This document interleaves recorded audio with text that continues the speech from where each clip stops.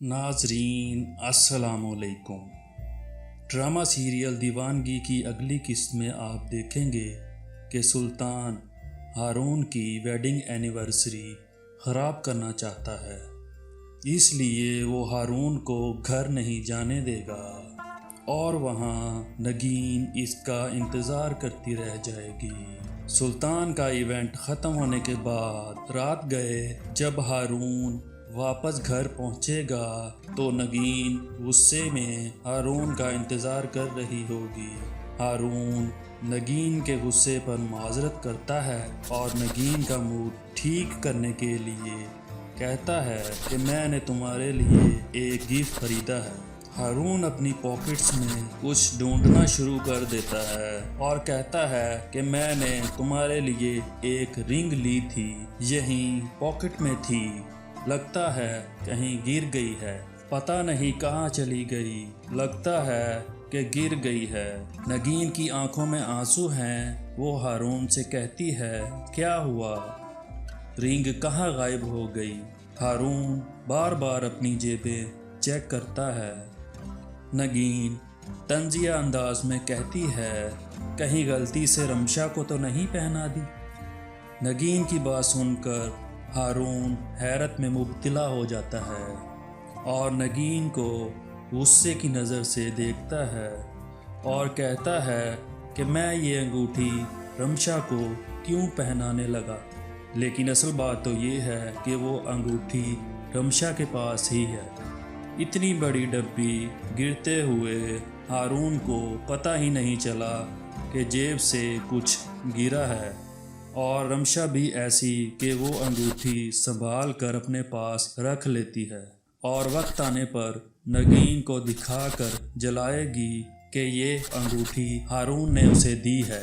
दूसरी तरफ सुल्तान रिमशा को एक ख़ास मकसद के लिए इस्तेमाल कर रहा है ताकि हारून के गिर्द घेरा तंग किया जा सके। जब रिमशा सुल्तान से ये सवाल करती है कि सर आप नगीन को कब और कैसे जानते हैं, तो सुल्तान इस बात पर नाराज़ होकर कहता है कि ये जानना तुम्हारे लिए ज़रूरी नहीं, तुम्हें जिस काम के लिए बोला गया है सिर्फ उसी पर ध्यान दो।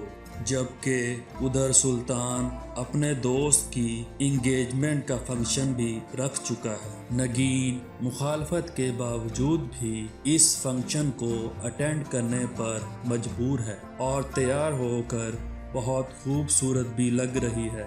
जब रिमशा कहती है कि मुझे ऐसा क्यों लग रहा है कि मैंने हारून को पहले भी कहीं देखा है, शायद टीवी पर किसी टॉक शो में, नगीन इसकी बात सुनकर डर जाती है।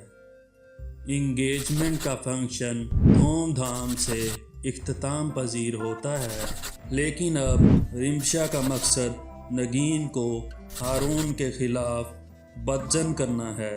नगीन के माजी के बारे में ऐसे सवाल पूछने हैं कि हारून खुद भी शक में मुब्तला हो जाएगा और इसी वजह से वो नगीन को आवाज़ देकर रोकता है कि मुझे तुमसे कुछ पूछना था, क्या तुम बस होस्टेस की जॉब करती रही हो। यहाँ से एक एक करके नगीन के माजी के पर्दे उठने शुरू हो जाएंगे, लेकिन नगीन फिर भी चुप रहेगी। अगर वो हारून को एतमाद में लेकर सब कुछ बता दे तो शायद हारून इस तरह शक में मुब्तला ना हो। बीवी के बारे में कोई बात अगर गैर से पता चले तो शौहर को लाजमी शक हो सकता है, लेकिन अगर वो बातें बीवी शौहर को एतमाद में लेकर खुद ही बता दे कि मेरा माजी ये था और मैं किस तरह के हालातों वाक़यात से गुजर चुकी हूँ, तो शौहर का एतमाद और भी ज़्यादा मजबूत होगा कि मेरी बीवी ने मुझसे कोई बात नहीं छुपाई। फिर चाहे दुनिया का कोई भी शख्स इसकी बीवी के बारे में कोई भी बात करेगा तो वो यही कहेगा कि मुझे सब मालूम है। माजी सबका होता है, औरत का भी और मर्द का भी, लेकिन अगर ज़िंदगी साथ गुजारने से पहले एक दूसरे के बारे में सब कुछ जान लिया जाए, बता दिया जाए, तो ये इतना लंबा सफ़र बग़ैर किसी रुकावट के आसानी से गुजर सकता है। आप लोग इस बारे में क्या कहते हैं, हमें कमेंट करके अपनी राय ज़रूर दीजिए। शुक्रिया।